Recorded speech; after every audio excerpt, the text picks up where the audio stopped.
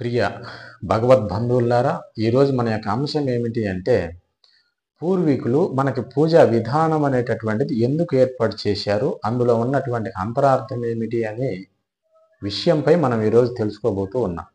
అయితే పూర్వీకులు మనకి ఈ యొక్క పూజా విధానాన్ని ఎందుకు ఏర్పాటు చేశారు అంటే, మనల్ని శ్రేయో మార్గంలో పయనింపజేయడం కోసము, మనకు ఒక క్రమశిక్షణ నేర్పించడం కోసమే ఈ యొక్క పూజా విధానం అనేటటువంటిది ఏర్పాటు చేయడం జరిగింది.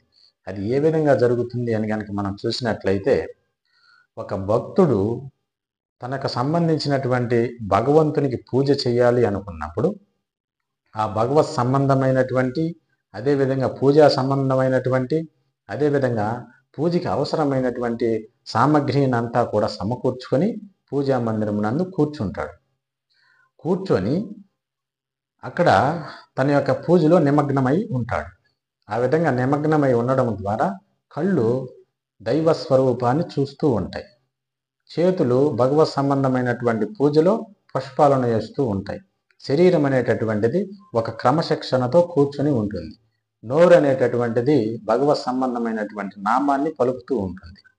ఇలా ఏ అవయవానికి ఇవ్వాల్సినటువంటి పని ఆ అవయవానికి ఇవ్వడం ద్వారా శరీరం అనేటటువంటిది ఒక నిలకడ చెంది పూజ యందు ఒక క్రమశిక్షణతో ముందుకు సాగుతూ ఉంటుంది. అంతేకాకుండా ఈ యొక్క మనస్సు అనేటటువంటిది బహు చంచలమైనది. ఆ యొక్క మనస్సు అనేటటువంటిది ఈ యొక్క పూజా మందిరంలో ఉండడం ద్వారా ప్రపంచ దృష్టిని మరచి ఈ యొక్క పూజా మందిరంలో జరుగుతున్నటువంటి పూజకు పరిమితమై ప్రయాణిస్తూ ఉంటుంది. చేతులతో ఈ క్షణంలో ఏం చేయాలి, అదేవిధంగా నోటితో ఏ నామాన్ని పలకాలి, దైవాన్ని సరిగ్గా చూస్తున్నానా లేదా అనేటటువంటి అంశంలో ఈ యొక్క మనస్సు ఇక్కడే నిలకడ చెంది ఉంటుంది. అలా రోజు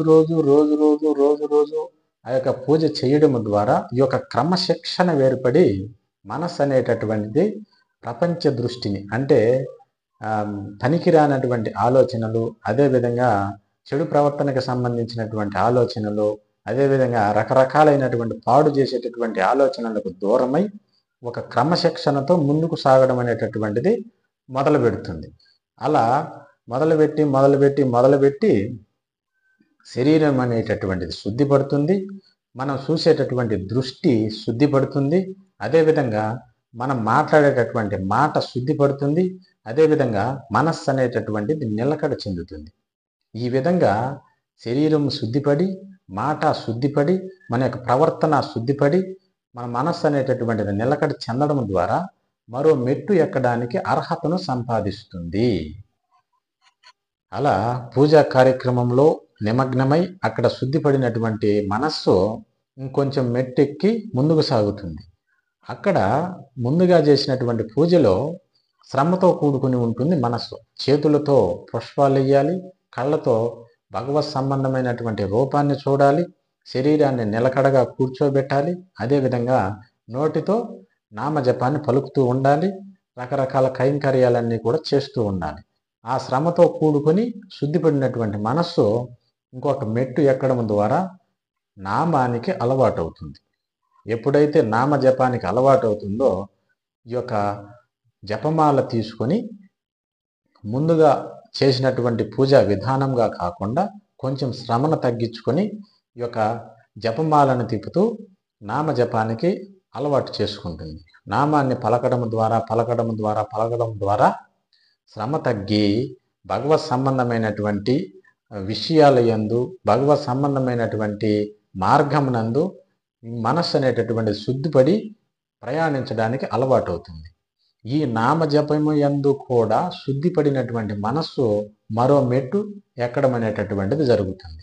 మరో మెట్టు ఎక్కి ధ్యానం అనేటటువంటి సంపాదన సంపాదిస్తుంది. ఈ యొక్క ధ్యానమునందు బుద్ధి అనేటటువంటిది వికసిస్తుంది.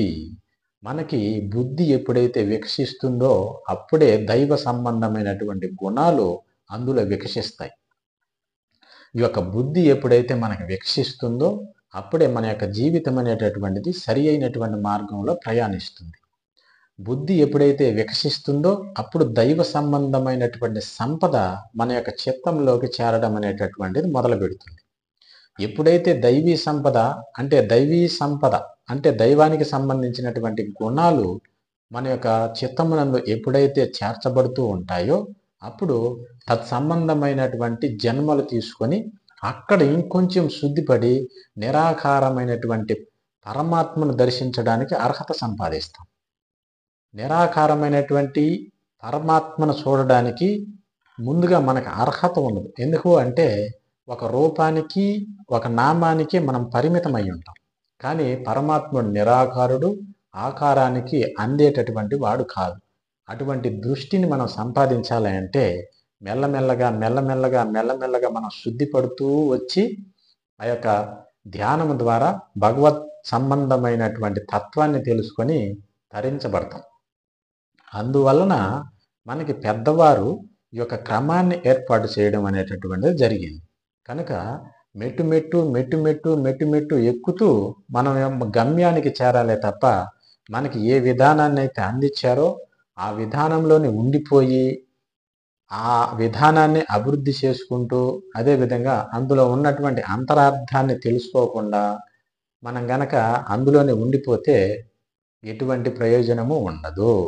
చిన్న చిన్న ఫలితాల కోసము, చిన్న చిన్న ఆనందాల కోసము, అంటే చిన్న చిన్న సుఖాల కోసము ఇటువంటి పూజా విధానాలు చేసుకుంటూ అందులోనే ఉండడం ద్వారా మన యొక్క జీవితాలు ఏమాత్రము తరించబడవు.